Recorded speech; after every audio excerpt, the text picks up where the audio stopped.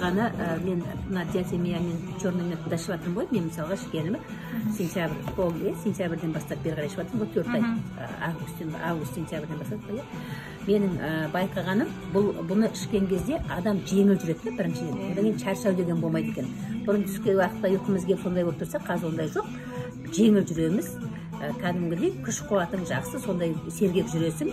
Екіншіден, мына аяқ қолдың қақсағанын ұмыттым мен. Соны айтқым келіп жатыр да. Бір маж жағып барып ұйықтайтынбыз. Түнде қақсап, түнімен аяқ қолымызды ұйықтайтынбыз.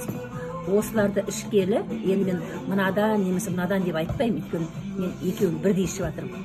Сондықтан да аяқ қолымызды қақсағаны тоқтап, қазір мен осы аяқ қолым ауырғанын қақсағанда жұмытып алғам ғой. Одан кейін барып есімізге түсіп жатыр, біреу аяқ қолын қақса десе, ойбай, мен аяқ қолым қақсағаны тоқтапты ғой деп. Осыдан мен мысалы аяқ қолым қақсағаны тоқтады. Одан кейін менің мойнымда бір папиллом бар, кішкентай